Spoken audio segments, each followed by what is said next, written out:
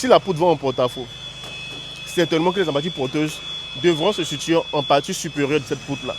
Bienvenue sur notre page Evra Aquacy, votre ingénieur en génie civil et hydraulique, promoteur de l'entreprise Génie HPO avec la santé toujours surdimensionnée. Ok, comment IEK procède pour réceptionner le ferrage des ouvrages élémentaires qui composent sa structure?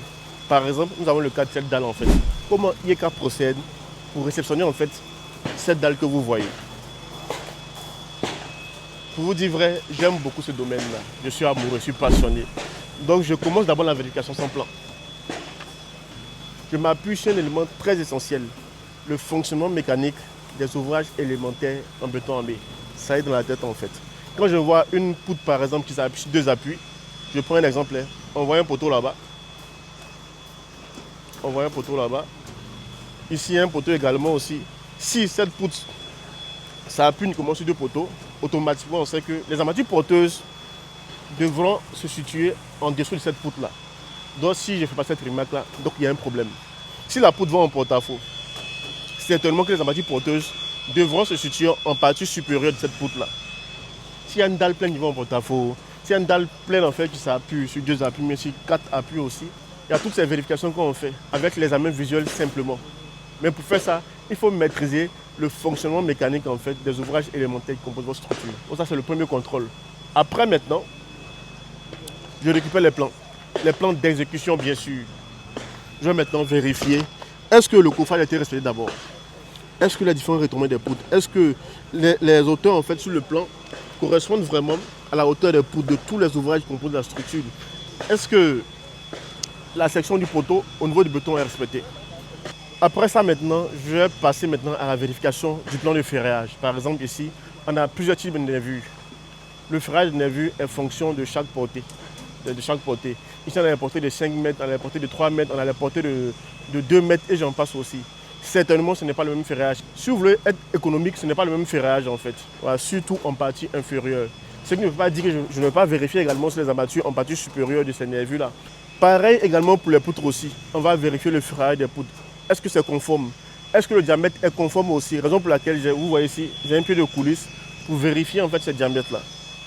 Voilà, pour ceux qui ne savent pas, je ne dors pas sur le chantier. Je suis pas un magasinier pour dire que j'ai fait une vérification avec ce pied de coulisse lorsque les frais sont livrés en fait. Je ne suis pas un magasinier en fait. Certes, le mécanicien a pour lui, mais moi aussi j'ai ça pour me rassurer en fait de ce qui a été posé sur le chantier. Certains diront aussi que normalement je dois savoir, je dois avoir toutes ces informations dans la tête. Quand je vois un fer, automatiquement, ça c'est un fer de 14 bien touches, je dois savoir. Mais moi j'ai ça pour me rassurer en fait. La confiance n'exclut pas le contrôle. Aussi, on va vérifier également aussi. Est-ce que l'enrobage sera respecté? Voilà, d'où la vérification des cales à béton déjà posées que vous voyez. On doit vérifier le positionnement de ces cales à béton là. Est-ce que ça correspond aux 2,5 cm ou aux 3 cm en fait, qu'on a prévu comme enrobage? On doit faire toutes ces vérifications là. On doit vérifier également aussi le positionnement de la tuyauterie, surtout au niveau des plombiers. Les réservations qu'ils font, on doit vérifier ça. Le diamètre des tuyaux qu'ils mettent dans la dalle aussi, on doit vérifier tout ça. Donc il y a plein de vérifications à faire.